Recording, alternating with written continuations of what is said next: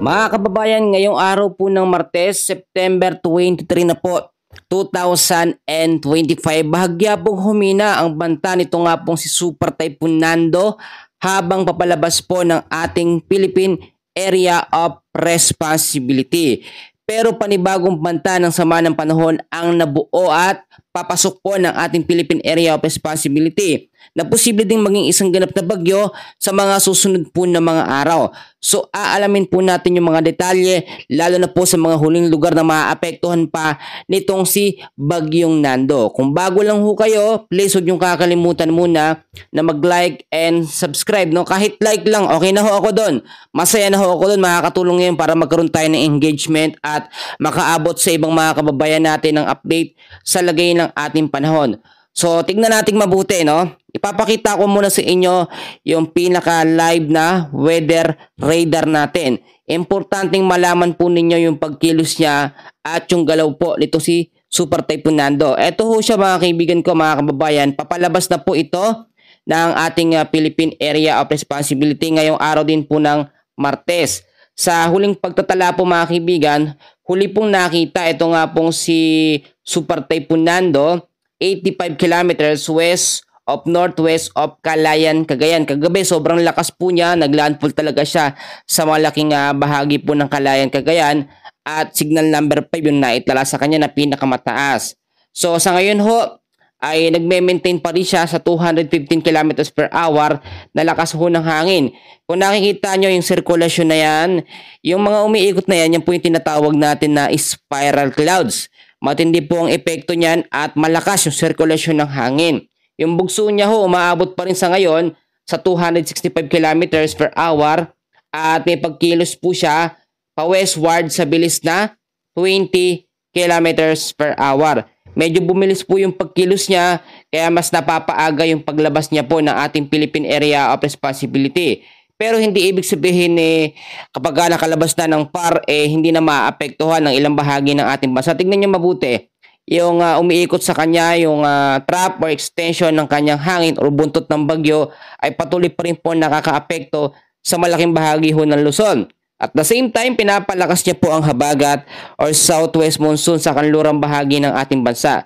Sa ngayon, wala na tayong nakataas na signal number 5 pero meron pa rin nagbabanta o nakataas pa rin tayo sa storm wind signal number 4 dito po sa Babuyan Islands, northwestern portion po ng mainland Cagayan. Yung mga lugar ho na yan kasama ang northern portion of Ilocos Norte. Pero ngayong araw din, posibleng mas ibabayan o ibabayan sa signal number 3 kapag tuloy-tuloy po ang pagkilos papalayo. Ito nga pong si Super Typhoon Nando. So ang signal number 3 natin, nakataas pa rin sa ngayon sa Batanes, northern and central portion po ng mainland Cagayan. At kasama rin ho dyan ang ilang bahagi po ng northern and central portion po ng Apayao. At the rest na rin ng Ilocos Norte. Posibleng maibabaya sa signal number 2 hanggang signal number 1 depende sa pagbabago ng kilos.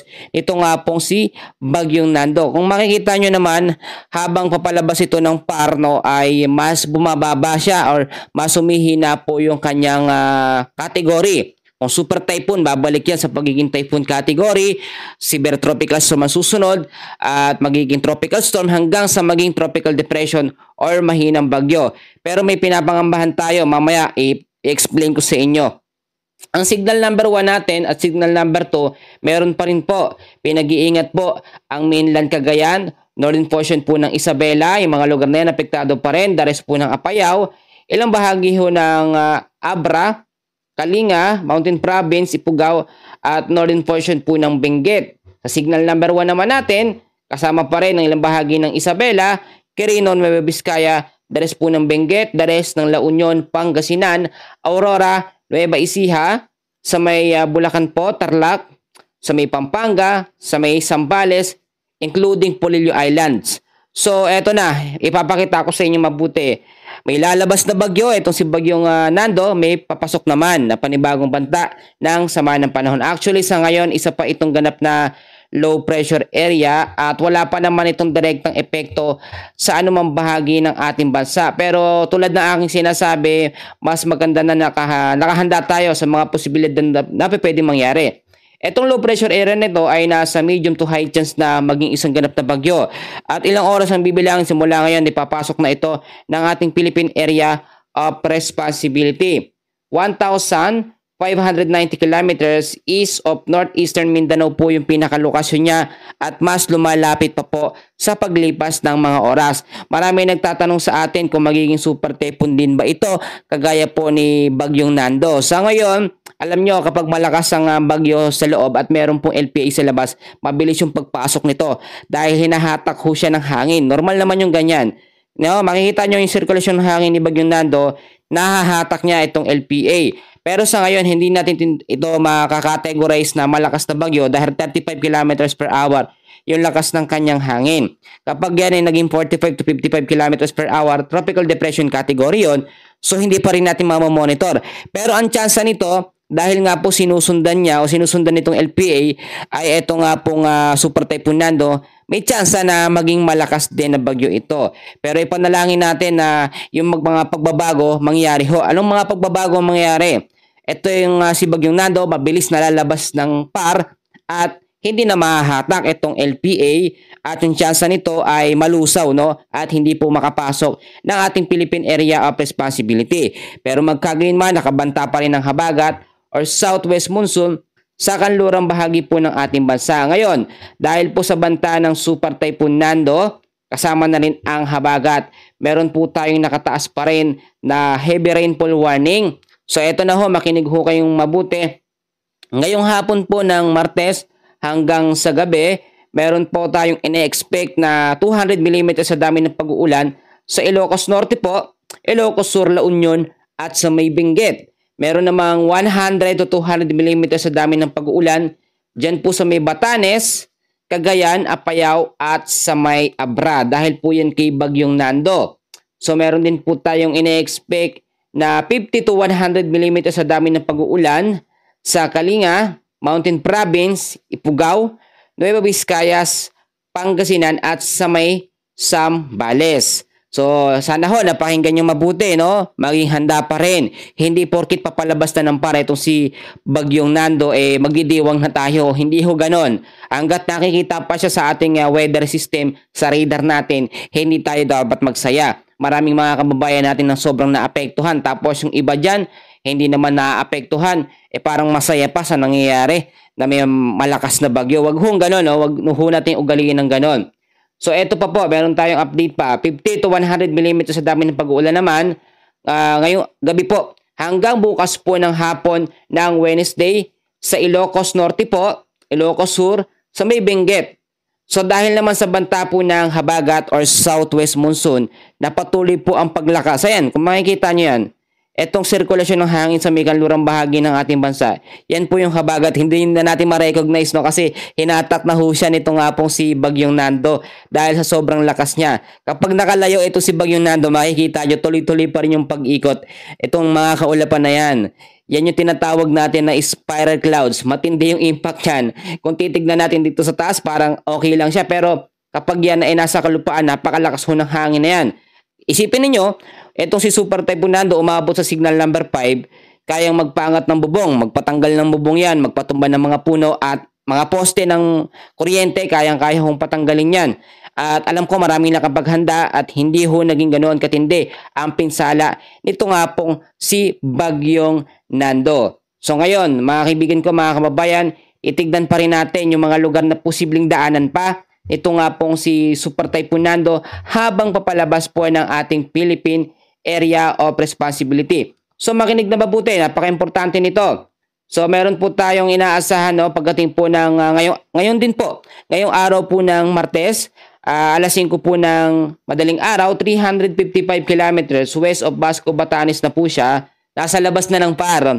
Yung iba tuwan-tuwa na, no? Kasi nasa labas na doon ng PAR yung bagyo. Pero hindi nila alam yung extension ng bagyo. Ang lawak po nung nasa sakop. So wag ho tayong magdiwang, no? Hindi po okay yung ganyan. Wag ho natin ugaliin. So within the next 24 hours simula ngayon, mamaya namang alas 5 ho ng hapon, ay meron naman siyang lokasyon na 570 kilometers west of Basco, Batanes. Nasa labas na ng PAR o Philippine Area of Responsibility. At pagdating naman po ng Miyerkules po ng madaling araw ng alas 5, 775 kilometers west of Itbayat, Batanes siya, sa labas pa rin ng PAR. At pagdating pa rin ng hapon o alas 5 po ng hapon ng Miyerkules, 1,025 kilometers west of extreme northern Luzon. At pagdating po ng Huwebes ng alas 5 ng umaga, 1,275 kilometers west of extreme northern Luzon pa rin po siya. Nasa labas na ng ating Philippine Area of Responsibility, no? At sobrang malayo na yan. Ito, makikita nyo naman yung ginagalawan niya. Papalabas na ng papalabas o papalayo na ng papalayo. So, eto nga, papalabas na si Bagyong Nando. May isang problema naman tayo. Ito po, no? Actually, wala pa naman itong direktang epekto. Actually, may isa pang bagyo dito, pero malayo na yan. Wala pa naman itong direktang epekto itong LPA na yan. Sana ho, ipanalangin natin, malusaw to. Huwag nang sumabay dito. Huwag nang sumunod kay Bagyong Nando. Pag sumunod siya dito kay Bagyong Nando, baka palakasin siya ng habagat. Hindi baka, no? Palalakasin talaga siya ng habagat. Usually, yung nagiging trabaho nitong habagat, magpaulan sa kalurang bahagi ng ating bansa. Tapos, pag minadevelop po ng mga LPA, kahit sa labas yan or sa loob, basta inaabot ho ng hangin itong habagat, mahahatak ho yan ng dahan-dahan. Minsan, yung kilos po ng mga low pressure area, nasa 10 kilometers per hour. Kapag hinatak siya ng sirkulasyon ng hangin, itong habagat, bumibilis po. At minsan, umaabot sa 15 hanggang 25 kilometers per hour yung pagkilos niya. Kaya mabilis na pumapasok po sa loob ng ating Philippine Area of Responsibility. At kung titignan nyo, may senaryo tayo nakikita kasi wala pong high pressure sa taas. Dito po, yung mga pressure ng hangin dyan, lahat nandito sa Bagyong Nando. Kaya yung tendency talaga, tuloy-tuloy po yung magiging direksyon nito nga pong LPA na ating minomonitor o panibagong banta ng bagyo. So para din po sa kalaman ng bawat isa, ang susunod ho na bagyo, bari pang-5 na ho ito, pang-15. Si Bagyong Opong. Ito po yung kung sakasakaling maging bagyo, pero hindi naman tayo sigurado pa dyan. Kaya nga po mas maganda lagi kayo nakaantabay sa aking weather update. So ngayon, ito na yung mga paalala natin. Ito na naman tayo. Sasabihin na naman nila, ay paulit-ulit na lang si Kuya. Well, pasensya na kayo kung kahit paulit-ulit ako, magsawa kayo, hindi ako magsasawa.